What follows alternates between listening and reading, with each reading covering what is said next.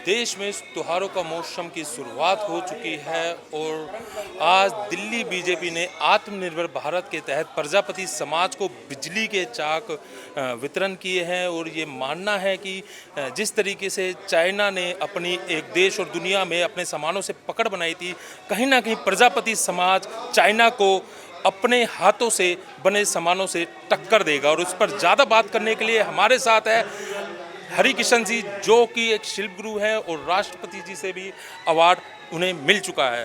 Sir, किस तरीके से देखते हैं कि प्रजापति समाज को जिस तरीके से आज यहाँ पर जो चाक वितरण किया है, और कहीं ना कहीं ये भी देखा जाता है कि ये चाइना को टक्कर दे सकता है ये समाज, आप किस तरीके? इसमें जी बिल्कुल दो राय की बात नहीं है।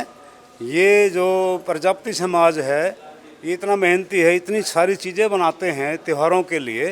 ये बिल्कुल अगर इनको पूरी तरह से इनको सुविधाएं, जैसे मान लीजिए किसी के पास वर्कशॉप नहीं है, कहीं ट्रेनिंग नहीं है, ये इलेक्ट्रिक व्हील नहीं है, आधुनिक औजार नहीं है, ये अगर इनको पूरे हो जाएं, पूरी तरह से इनको हर तरह से सुविधा मिल जाए तो चाइना तो क्या पूरे वर्ल्ड को टक्कर दे सकते हैं ये। और ये इसमें कोई दो राय की बात नहीं। ये जो अभी चाक वितरण शुरू किया है प्रधानमंत्री की जो स्किल इंडिया रोजगार के उसमें, तो ये बहुत ही अच्छा कदम है। आज तो सिर्फ ये एक अलग अलग जगह से एक एक आदमी को बुलाया है। जैसे मान लो हमारी बस्ती है, हमारी बस्ती में कम से कम जो नहीं तो 5,000 लोग होंगे, तो हमारी बस्ती से कुल 2 ही आदमी लिए हैं।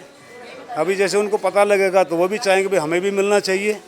तो एक शुरुआत हुई है और मैं समझता हूँ इसको अब आगे रोकना नहीं चाहिए और ये सभी लोगों को ये चीज़ें मिलनी चाहिए। सर, बात करें जिस तरीके से यह समाज जो अपने हाथों से चीज़ें बनाता है, केवल हाथों से नहीं, इसमें जो पंच तत्वों का जो इस्तेमाल होता है, और उसके बावजूद भी कहीं ना कहीं ये समाज देश के अंदर आज भी बिछड़ा है, क्या कारण? ये बिल्कुल जो ना आज से 30-40 साल पहले मैंने अपनी आंखों से देखा है।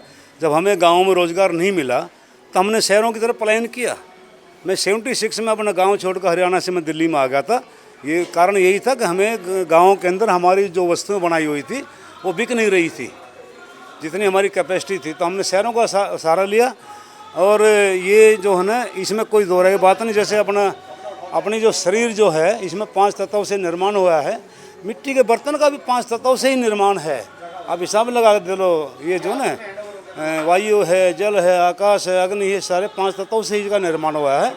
और एक मिट्टी है नॉर्मल, और ये मिट्टी यूज होने के बाद में फिर जिसको मिट्टी में मिल जाती है, जैसे शरीर मिल जाता है ऐसे ये मिट्टी भी मिट्टी मिल जाती है। इसका कोई दुष्प्रभाव अपनी ज़मीन में नहीं होता, ये रिसाइकल हो जाती है। तो एक लाभ ये भी है इसका है। बात करें उत्तर प्रदेश सरकार की, उत्तर प्रदेश सरकार में जिस तरीके से माटी कला बोर्ड एक समाज की भलाई के लिए जो काम कर रहा है, लेकिन बात करें देश की राजधानी दिल्ली की, तो दिल्ली में इस प्रजापति समाज की भलाई के लिए इस तरीके का कोई बोर्ड नहीं है, और जिसकी तरह बार बार उनका शोषण किया जाता है सरकार और संस्थाओं की तरफ। जी जी जी जी, बिल्कुल सही बात आपने बिल्कुल बोली कि हम जो है कई साल से प्रयास में हैं, और हमारे दिल्ली प्रदेश में कई सारी हमारे प्रजापति संगठन बने हुए हैं, और उन्होंने अपने अपने तरीके से एप्लीकेशन लगाई है मुख्यमंत्री को।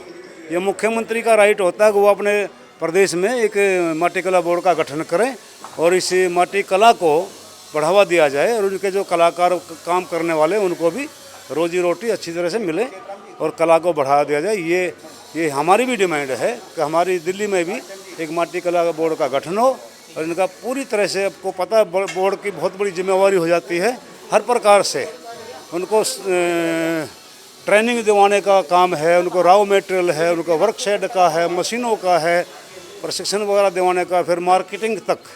अगर इस पूरे तरीके से इंतजाम हो जाए ना, जो आपने बोला चाइना, मैं कहता हूँ बहुत पीछे रह जाएगा चाइना। हमारे लोग पता नहीं क्या कर सकते हैं। हमें मैंने देखा इन लोगों को, ये बड़ी श्रम शक्ति करने वाले लोग हैं, इनको तो साधन नहीं मिल रहा ना, इसलिए पछड़ रहे हैं।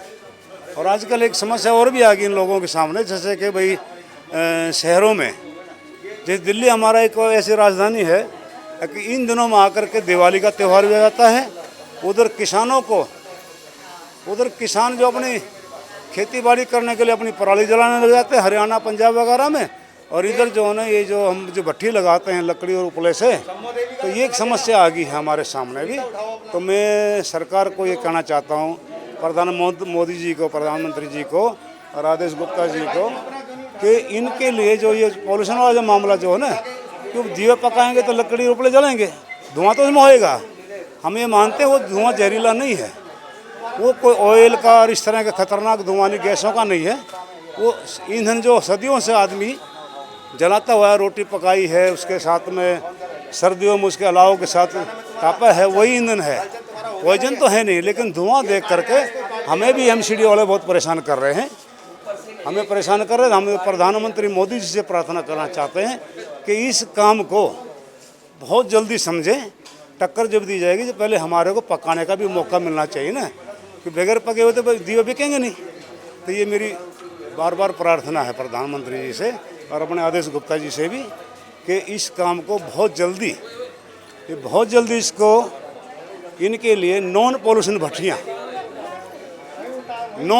भट्टियाँ दी जाए। और इनके हमारे इन लोगों में इतने कैपेसिटी नहीं है, अपने आप को चेंज कर लें। इनके लिए भट्टियाँ फ्री में दी जाए बिना पॉल्यूशन की, और गैस या बिजली सब्सिडी पे इनको सब्सिडी पे दिया जाए, ताकि इस काम को ये दिल खोल कर सकें। तो मैं देख रहा हूँ हमारी जिम्मेवारी बनती है, हमारे पास बार बार आते हैं, हम भट्टी पकाएं नहीं पकाएं, हमें परेशानी होती है। हमारा केस भी लगा हुआ सुप्रीम कोर्ट में, जो हमारा केस है तारीख नहीं लगी है। भारत सरकार को, दिल्ली सरकार को नोटिस भी हो चुका है। अब हम उम्मीद कर रहे हैं, फिर दोबारा मैं प्रार्थना कराऊंगा प्रधानमंत्री मोदी जी से कि इस काम को वो चाहेंगे तो बहुत जल्दी ठीक कर सकते हैं। तो ये थे हमारे साथ हरिकृष्ण प्रजापति जी। कैमरामैन दिनेश के साथ मैं राजेश कुमार, दिल्ली 10।